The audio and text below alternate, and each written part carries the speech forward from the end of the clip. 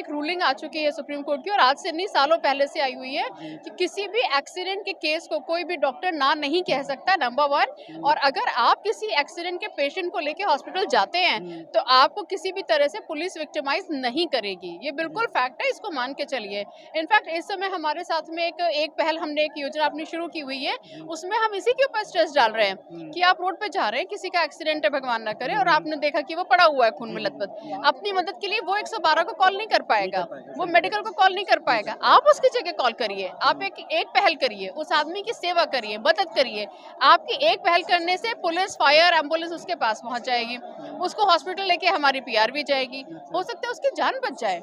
तो आपकी एक पहल दूसरे की जान बचा सकती है। हम इसी चीज को लोगों में प्रमोट करते हैं, प्रचारित करते हैं।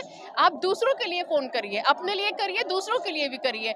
एंड बिलीव मी, आपका नंबर गोपनीय रहता है, आपकी पहचान गोपनीय रहती है, आपसे कभी कोई सवाल नहीं पूछा जाएगा। नो वे, नो वे। नमस्कार, मैं आपके साथ राज सिंह भाटिया। आप देख रहे हैं राज न्यूज़ एक्सप्रेस की खास रिपोर्ट।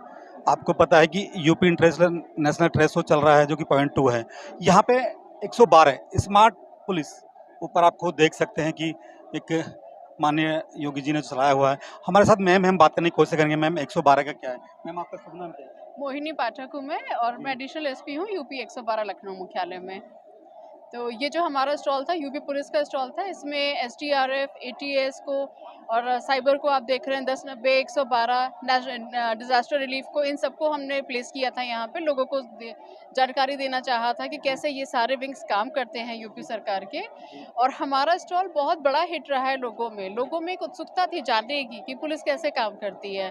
तो यहाँ आके उन्होंने देखा कि हम लोग किस तरह से काम करते हैं, कैसे हमारे अलग अलग कंपोनेंट्स इकट्ठे हो करके एक साथ एक सबके संग में आ करके नागरिकों के जीवन को और ज्यादा सुरक्षित और बेहतर बनाने की कोशिश कर रहे हैं। और आप देख रहे होंगे जैसे इस समय 5:15 से ऊपर हो गया है, पर हमारे स्टॉल में आप देखिए, अभी दिखाइए जरा आप पैन करके, अभी भी बहुत भीड़ है, लोग यहाँ आ रहे हैं और मुझे बहुत अच्छा लग रहा है। थोड़ा दुख भी हो रहा है कि हमें अब डिसमेंटल करना पड़ेगा थोड़ी देर में, लेकिन ये एक अच्छा एक्सपीरियंस था।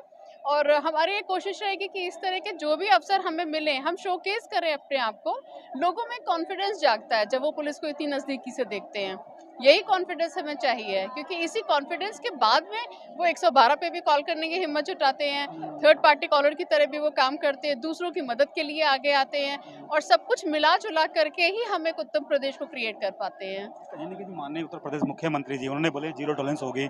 ये हर किसी को पूरा मतलब जमीन पर उतरना पड़ेगा। तो कहीं न कहीं 112 पुलिस दिखा रही कि हम जमीन पर उतरे हुए हैं। बिल्कुल, हम सारे लोग जमीन पे उतरे हुए हैं, लोगों के बीच में हम हैं। हम इसलिए लोगों के बीच में क्योंकि हमारे मुख्यमंत्री जी की ऐसी मंशा है कि हम आपके पास में आकर के तब आपकी समस्याओं को दूर करें। और ये बिल्कुल सही बात भी है। हम आपसे अगर दूर रहेंगे तो हमारे पास कितना आ पाएंगे? समस्याओं का निराकरण सिर्फ तभी होता है जब हम मिल के काम करते हैं। मिलने के लिए जरूरी है हम आपके बीच में आके काम करें। कहीं न कहीं जनता में आपने वो जागरूकता पैदा की है कि भाई लोगों में भय होता था पुलिस के बीच में जाने से लिए तना क्या होगा क्या नहीं होगा।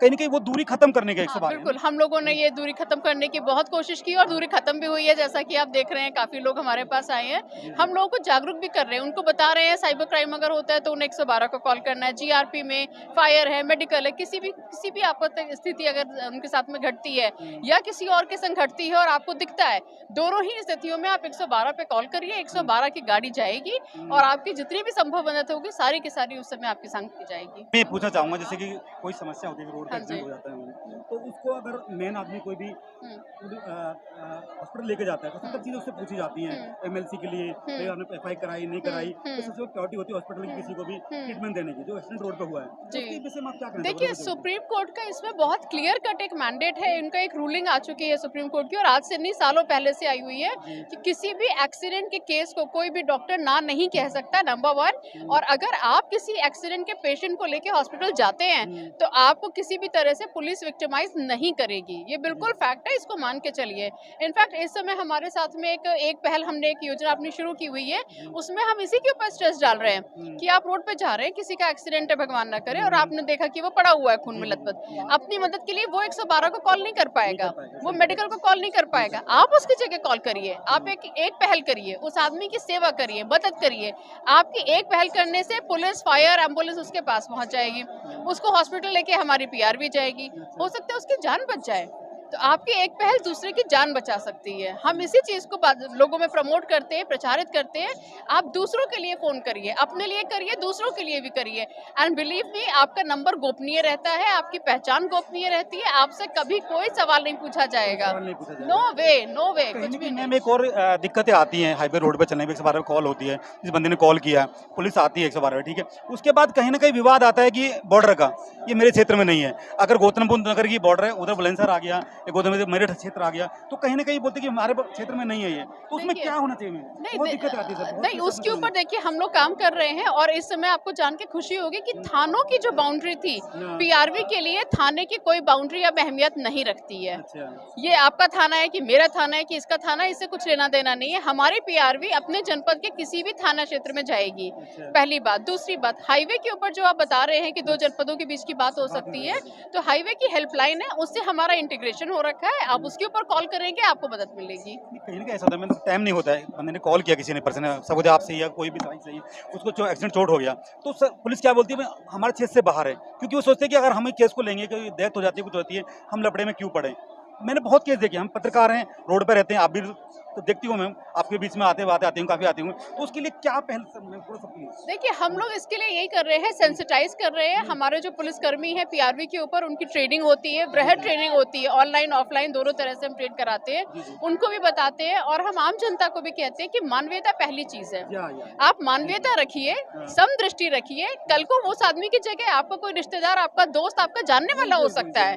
तो धीरे धीरे देखिए, सुधरेंगे तो हम सारे लोग इकट्ठे एक ही करके सुधर जाएंगे, है ना। नहीं सुधरना चाहेंगे तो मुश्किल हो जाएगी। तो पुलिस वाले जो है वो भी इसी समाज से आते हैं, हम भी इसी समाज से आते हैं। उनको ट्रेनिंग दी जाती है, उनकी ट्रेनिंग में इस बात के ऊपर बहुत एम्फेसिस रहता है कि आप इस तरह की सी कोई भी घटना हो, उसको प्राथमिकता से देखिए। वो आपका थाना क्षेत्र है कि आपका जनपद है, ये बाद में आएगा। उसके लिए अधिकारी बैठे हुए हैं निपटने के लिए। इस बात की ट्रेनिंग दी जा रही है। एंड मुझे उम्मीद है कि बहुत जल्दी आपको इसके रिजल्ट्स भी दिखने शुरू हो जाएंगे। सरकार ने कहीं ना कहीं, मैम ने बोला है कि 112 जो कॉल है वो सख्त किया गया है, मजबूत किया गया है, कहीं भी कोई लापरवाही नहीं बरत जाएगी, चाहे बॉर्डर की लाइन हो या कोई भी हो, कोई भी उसमें कतई नहीं बरत जाएगी। ऐसी खबर देखने के लिए हमारा न्यूज़ चैनल को सपोर्ट करें, सब्सक्राइब करें, लाइक करें, शेयर करें, कमेंट जरूर करें, फीडबैक जरूर दें। हर खबर पाइए सीधा अपने मोबाइल पर।